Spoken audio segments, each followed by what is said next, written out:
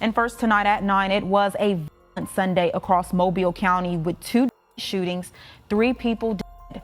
An active scene Sunday afternoon in Mobile with a heavy police presence. MPD officers lining several streets near Ross Street and Bernice Hudson Drive. 2 people are dead after what police say was a domestic-related incident.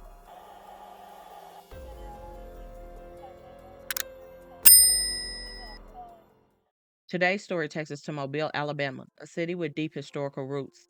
The state as a whole played a big part in the civil rights movement, which was a vital part for African Americans gaining freedom.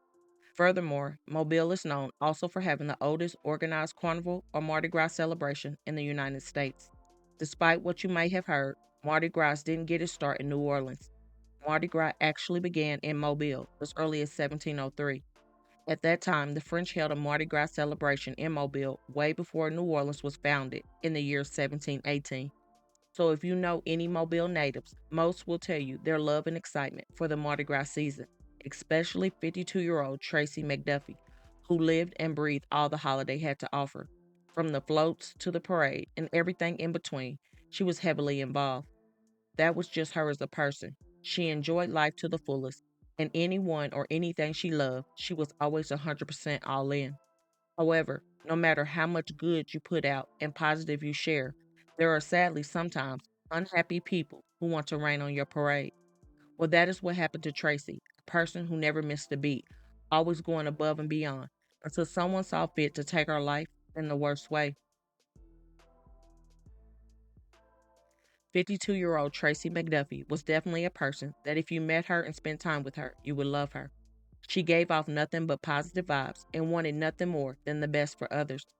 Coming up in Mobile, she attended Lily B. Williamson High School, graduating with the class of 1991 before starting off her career in the healthcare field. She went on to have her son as an early Christmas gift, December 13, 1995, whom she named Brent, and her second and last, another son, who she named Brandon, on August 21, 1999. Her boys were her entire world, and she worked multiple jobs to make sure they did not lack or want for nothing. Besides being a great mother, some of her favorite things to do were travel, date nights, and shopping, especially for shoes of all kinds. But to truly know her was to know her biggest love language was music, concerts, and her number one favorite, Mardi Gras. She was the girl that got everyone together and involved in all the festivities around the holiday. And if you were with her, you were definitely going to have a great time. The good times and love also spread it to her co-workers, who were more like family. And to most, Tracy was the best CNA ever, always smiling and always going above and beyond. She stayed positive no matter what it was. She was said to be one of those people you knew was going to make your workload a little lighter with a kind gesture or with her words. Well, her words were tragically silenced after a disturbing altercation in her home with her son. Something apparently had been brewing in the water, and Tracy was surely leaving little hints about her relationship with her youngest son. Some posts dating a year or so back said, "Unfortunately, no matter how much you preach to your kids, sometimes life just has to teach them." Another said, "You need to realize sometimes parents have feelings too, and there is no one on the planet that can hurt them like their own child can." She also wrote, "It's always that second born child to make it look like you don't have control over your kids." So from the sounds of things, her second son, Brandon, may have been giving her a run for her money. As for her oldest, Brent, he seemed to be grown and out of the way, trying to focus on building his career in music production and audio engineering. However, his life and the life of his family exploded on the night of June 8, 2025. Things appear to have reached a boiling point between Tracy and 25-year-old Brandon, whom some say was causing stress in the home. That night, Brandon allegedly shot his mother 10 times after the two got into a heated dispute inside the home. At some point, Brent was either informed of the shooting and came over, or was already in the home somewhere when Brandon allegedly turned the gun on his older brother too. Brent had to make a split-second decision, and that decision was to try to save his life. So he shot back, unaliving Brandon on the spot. On Sunday night, flashing lights and crime tapes surround the outside of a home on Ross Street. On the inside, officers say they found 2 people, a mother and son, dead, and another son alive. This was a domestic-related incident. involving unfortunately a mom and her 2 sons. Officers responded to the home just before 6 o'clock. Investigations revealed 25-year-old Brandon McDuffie fatally shot his mother. Officers identify her as 52-year-old Tracy McDuffie.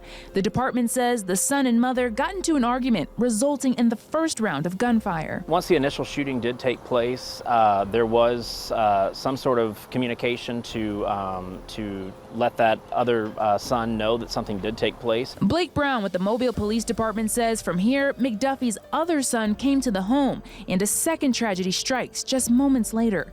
Police report the second brother then shot his younger sibling. Situations like this are sad. I can't imagine the other brother walking in and finding out that his brother shot his mom, and then the brother's pointing a gun at him. We went to the neighborhood where the shooting happened just 24 hours ago. I spoke with several neighbors who didn't want to be on camera. Some people even got emotional thinking about yesterday's shooting. And those that knew the family best say yesterday's events are a total shock. And Sunday's shooting is just the latest example of gun violence in Mobile. This whole situation is so unreal. What Brent allegedly had to do to protect himself, on top of seeing his mother laid out, is something that will forever change the course of his life. He did not deserve such mental anguish, and his mother surely did not deserve to lose her life. But now it is all too late. According to authorities, the unaliving of Brandon will be presented to a grand jury, and I hope and pray that Brent will never be charged for doing what he had to do. One of Brent's close loved ones said, all he cares about is getting rich, making beats, and staying fly.